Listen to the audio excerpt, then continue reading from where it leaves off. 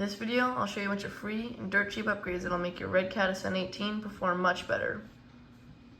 Alright, the first free modification is trimming up the body. There's plenty of areas that in stock form catch and rub, like right here when you're steering. And here I trimmed the fender to half its original size to allow for more articulation. Alright, on the rear half of the body, which I can install at any time, I trimmed out a big chunk to allow for much better articulation. So the second free modification are the bumpers. The bumpers in stock form are very good, low profile, don't take up a lot of room, don't catch that much, but we can always improve them. The rear bumper, I trimmed off each nub, and there used to be a portion of the bumper that right here and right here stuck out and allow you to fully insert the bumper into the bumper rack. I trimmed that and it used to stick out about 1 millimeter or 2. Now it's behind the wheels are almost flush. Alright, so the front bumper I trimmed to be a little less than half the width of the windshield. I trimmed off the nubs to start, but then it kept rubbing, so I trimmed it down a whole bunch and made it flush with the body. I also angled the mount upwards to keep this piece, which sometimes it'll bend outwards and the body will come off. I angled it upwards to hook into the body, and now it doesn't fall off anymore. Now it also doesn't come in contact with the steering servo in any way. And for the bumper mount, I also trimmed it significantly back here. It used to stick out much more. I trimmed it about a 60-degree angle. Alright, the third free modification is the battery tray and battery location. I want my battery as far forward as possible so that when I'm climbing steep angles, it won't tip back.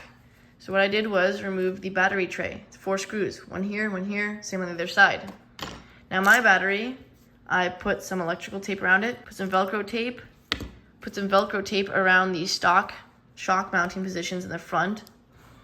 I also removed the front tray, which allows the servo to completely come into the frame, and it lowers the battery position so it doesn't make the body pop off. And then I put the battery there. The battery fits perfectly there, doesn't move around, and the body keeps it secure. Alright, shock mounting locations. Stock, the Redcat Ascent 18, it's got a pretty high ride height, and I want it to be much lower. If you don't want plenty of flex, what you can do is move the shocks, their stock right here. You can move them to the forward topmost hole on the rear and the rear topmost hole on the front. That'll give you a little bit more articulation and lower your ride height by about 1.5 millimeters. To get the most amount of flex from your stock Redcat Ascent 18, what you would do is move the rear shocks to the lower screw of the battery tray.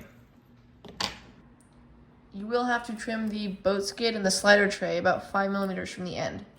I used a pair of wire cutters. You guys can use pliers or a Dremel, and I sanded it.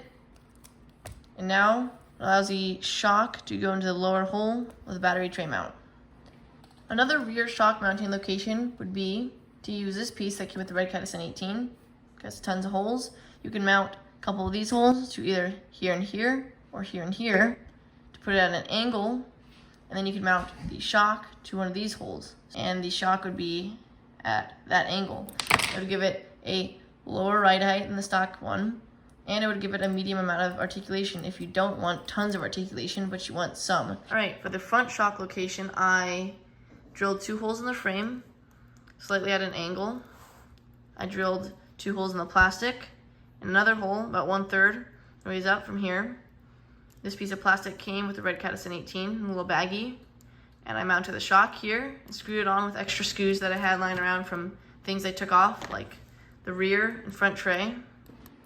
Mounting the front shocks to this area allows for much better articulation and a lower ride height.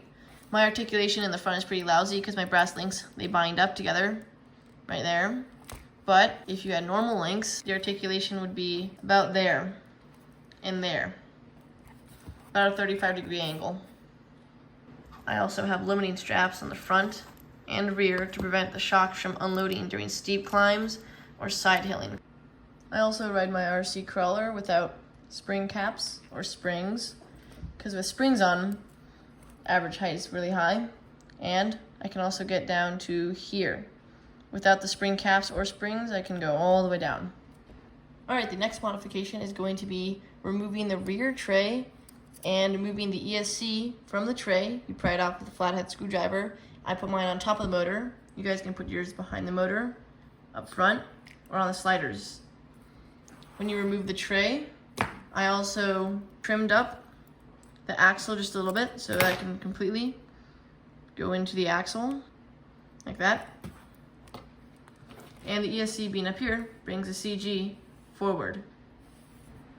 Alright, the sixth free modification is trimming the servo. I got a drill bit, you can get a Dremel or whatever, and I trimmed out a big chunk right here. And I also rounded out the edge here. I rounded out this edge and drilled out this chunk. Doing that allows the servo to completely go into the frame, allowing for a lower ride height, more articulation, and it no longer binds or catches on the frame like it used to do. The seventh modification is adding weight. You want to bring the CG as far forward and as low down as possible. I added a bunch of fishing weights in this section here, behind the ESC, above the motor. You can also add weight to the sliders, behind the motor, or you can put weight where the ESC is. Another little detail that I found helpful was to trim the axles right here and right here on both sides. When it's turning, the screw will hit right there and prevent it from turning 1 or 2 degrees. And doing that, turns just a little bit more. Another thing you can do is raise the skid plate. Stock, it sticks out 1 to 2 millimeters, and when you raise it, it doesn't hook up and catch on rocks as much, and it also lowers your ride height just a little bit by raising the links. You can do this by unscrewing this screw, this screw, this screw, and this screw on both sides. You don't need these two anymore. To do this, you would use the upper screw hole on the slider tray and the lower screw hole on the skid plate right here. There is also a medium setting where if you don't want it to be all the way flush with the frame, where you use the upper screw hole for the slider plate in the frame and the upper screw hole for the skid plate. That would put it about 1 millimeter lower than the frame. Alright, another thing I did was I inverted my rear lower links so that I can have better articulation. The front links, right here, they bind, which allows for some pretty lousy articulation.